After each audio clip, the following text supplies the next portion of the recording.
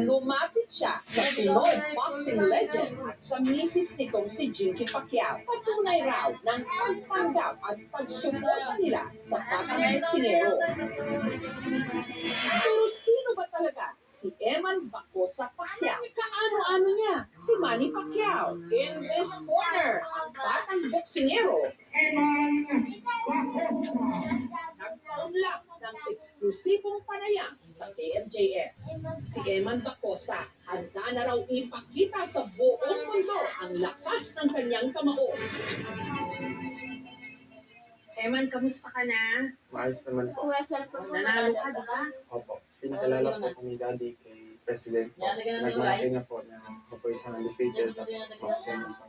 Ano pakiramdam? Pinagmalaki ka ng tatay mo. Siyempre po, masaya po. Maayos naman po kami ni tita. Paminsan-minsan nag-usap naman po kami. Ayun, mabutit maliwanag yon. Ano itong napanalunan mo nung huli? Lightweight po. 135 pounds. 61 kilograms. Ha? Ano na? Ay, susuyuin. Si Nico Salado po. Malakas po Ulap? si Nico kumpara sa iba po. Kaya hindi ko masyado sinasabi. Si Manny, tinuturoan ka niya. Opo, tinuturoan niya po.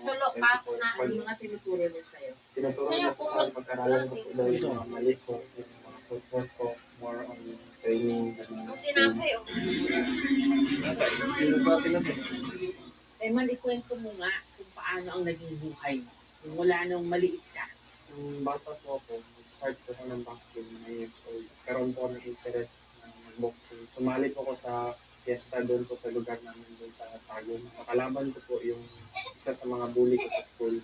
Yun ang bully sa'yo. Opo. Nag-fight kami for 3 rounds. Natalo niya ako kasi naubusan ako ng hangin nun. Kasi bata pa ako, nanalo ako ng 200 pesos. Yun, binigay ko sa mama ko. Tapos pinatigil po ko ng mama ko kasi ayaw niya talaga ng boxing. Si Eman, anak ni Manny Pacquiao at ni Joanna Bacosa.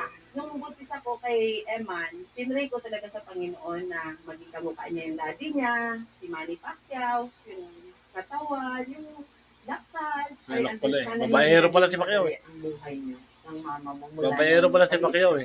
Naalala ko po yung mama ko. Pagtapos ko ng boxing ng school ako, binisita namin si daddy. Punta kami ng May anak pala sa unang, hindi niya sinabi. birthday niya. Hindi niya kinuwento? Invite ko sa gate. Walang buhay niya? Mama ko, ilang oras.